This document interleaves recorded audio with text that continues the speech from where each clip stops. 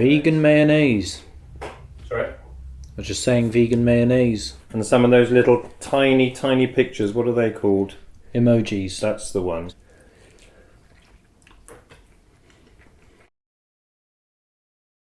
Right, okay. Well, Tom. Yeah, hi. Tom... What's his name? Hutchinson. Hutchinson. I'm a memorable guy. It's funny, isn't it? So that's more syllables than a... Well, then quite a few words. It's quite a long word in general. I think I've got quite a few B. Hutchinson for 4 syllables. Hutchin. Tom Nice. the Hutch. Do you think? I don't mind Tom the Hutch. Sort of Attila the Hun. I think it's. No, you can't call yourself that. Someone else has already called that.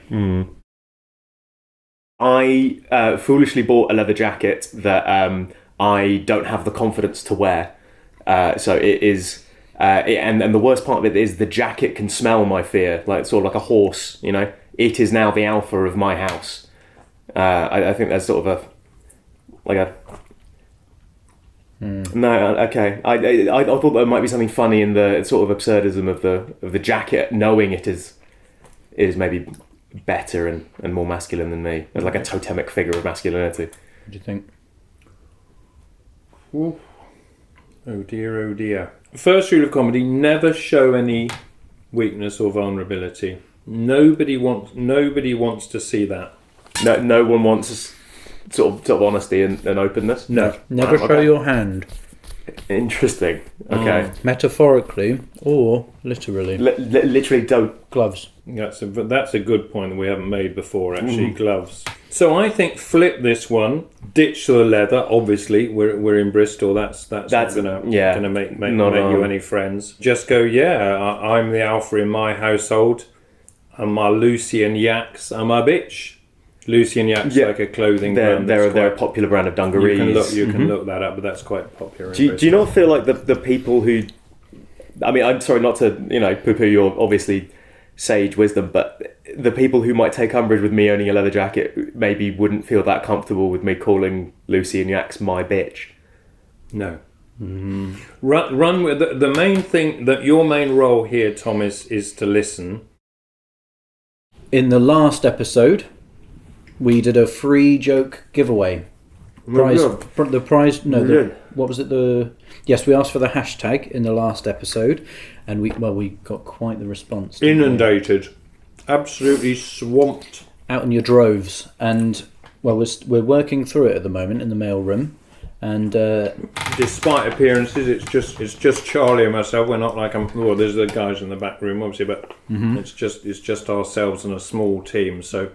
We can't get to it all at once. No, but we are working on it, and we're hoping to do the prize draw in the next episode. So watch out for that very soon. Oh, okay, so they're not doing the giveaway now. Okay. Was Tom doing one of his jokes? I think so. Let's continue. The more adjectives a food has, the more expensive that food is. You're sort of being charged per adjective. So instead of just salt and vinegar crisps, that's like, that's about £1, but you'd be charged for a small home for something like Etruscan sea salt and aged balsamic vinegar, because often they don't even need to be food related. They can sort of be like shiftly unseemly cheese or crystallized pubescent onion, something then just ridiculous, but people think that's taste the difference. What are you doing there, John? I'm trying to do that thing with you have to draw a house, but not take your pen off the... Let's see. Like an architect. Yes, absolutely. I've often wondered what architects do. Is that? I think it's mostly this. But I can't seem to do it. Right, Tom's joke. How's this one gone for you, Tom? I mean, I think in the premise there's something quite good, but evidently, there's something awry here. So if you can help me out, it'd be great. Because it's pretty decent observation. If I do the roof first, so that's a good idea. The roof is done, and then I go down one of the walls. No, I've drawn myself into a corner here, which is ironically not what I want to do, is it? Well, I suppose that's not ironic. So what is irony? I still can't see why you need the diagonal on there. What do you mean?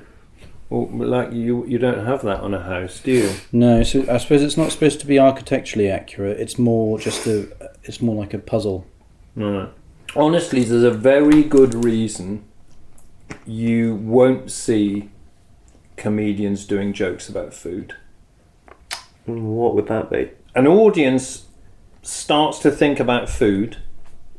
They're going to be thinking, this is a mildly amusing little thing he's doing, but boy, could I do with a pint and a packet of crisps.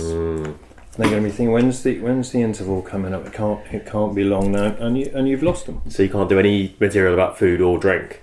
No, never. You won't. You can go from Land's End to John O'Groats if you want. Okay. You could do, actually. Sorry, I wasn't actually listening to you, Walter, because I did it. You did it? Hey, I did it. Yes, Very I did it. Good. Congratulations, I suppose. All you have to do is... no, it's gone now. Now, the other thing you could do, Tom, here, I suppose, you'd be very much leaning out of the upper story window, to use that expression. Yep. You could take snacks with you. You could say, this isn't a great joke. Would anyone like a snack while I tell it?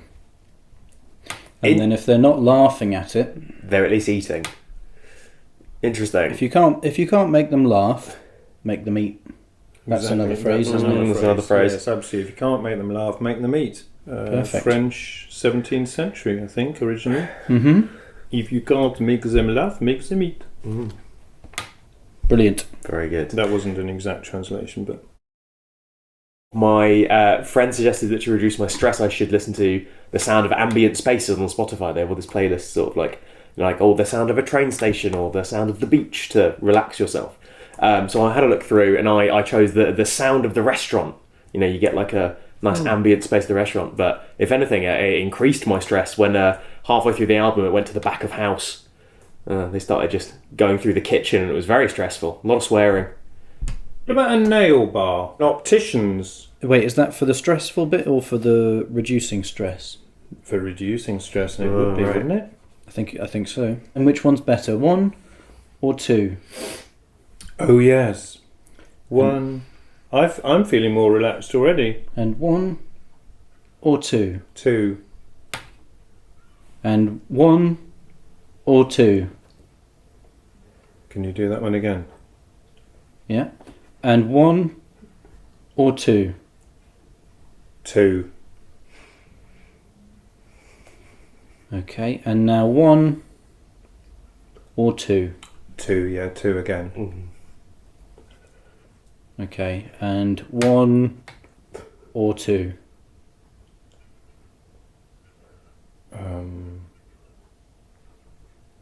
Sorry, can you do that again? Yeah. So that's 1 or 2? Yeah, 1. Yeah, it was 1. 1, yeah. okay. Yeah, I thought Great. it was. Well, that's everything. So, do you tell me now? What happens? Yes, well, I've got your prescription here.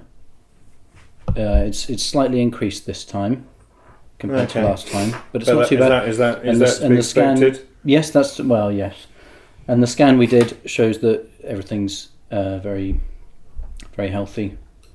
The macula is very healthy. The what? The macula, I think that's what it's called.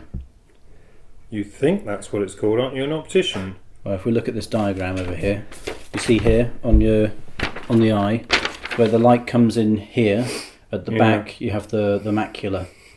And that's very healthy. Okay. What about a bicycle repair shop?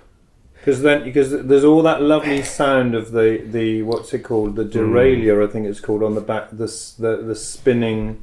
You know, there's some quite comforting sounds in a bicycle repair shop. There'll be the thing of the guy saying, "Oh, it will be costing you a little bit more, but what a lovely bike you've got there." Well, they'd have one of those old-fashioned tills, wouldn't they? They'd be ringing you up on that because they're quite old establishments, aren't they? So he'd be ringing you up. Yes, that would sound lovely. 142.95.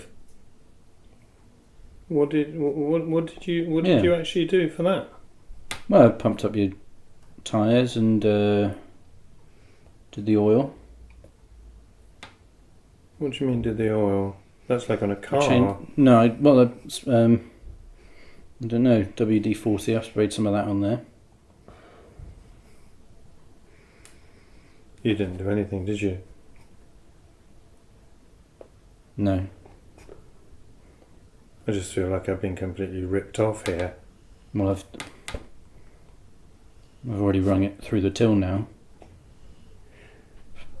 Printed a receipt. Well, I suppose if you've printed a receipt, but I'm not happy about it. Yeah, something like that. Yeah, because that was relaxing. It was very relaxing. Vegan mayonnaise. Sorry? I was just saying vegan mayonnaise. Yes. I know, who'd have thought it? What a world we live in. Yeah.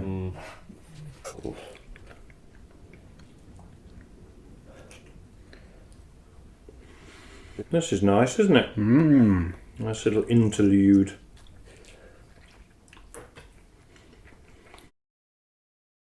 Shall we go for another joke? Let's do that. That'd be great. So yeah, it's sort of centered around that insecurity around, like, you know, being around intelligent people and wanting to feel smart. So it's this idea of if I want to sound smart now, I just describe anything as post-war. You know, because people have anything could be post-war realistically. You don't have to specify which war. It's just a nice catch-all umbrella term to make yourself sound smart, isn't it? People have cottoned on to me though, so I've had to one-up them now. Now I use pre-war. Yeah, and if they ask, I just sort of say, if they go, which war? I just get to go, oh, you'll see. So, if you want to sound smart, people don't want to hear about war, do they? I think you want to avoid that as a reference because people don't want to... Gloomy. Exactly. If you want to sound smart, give them a bit of trivia.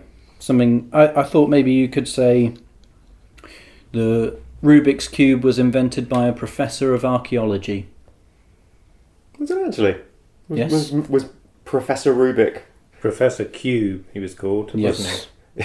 Yes, that's right. Where did Rubik's come from? Well, it's a Rubik's Cube. That's the name of the cube. That's it. It's that one on the bottom right. Like and subscribe the channel and comment down below with what do we want them to say? Loving the Joke Clinic. Comment down below saying loving the Joke Clinic. And some of those little tiny pictures, what are they called? Emojis. That's the one. Some of those. With a J. Emojis with a J. Make sure you spell it right. Any requests? I'm particularly a big fan of the one that looks a little bit like a Ford Focus, but then it sort of doesn't. Do you know that one? The car emoji. No, not the car emoji. No. I think you've misunderstood. It looks a little tiny bit like a Ford Focus car. Yeah. But no, I don't know. I can't explain it any better than that. Okay. Well, I'll have a look for it.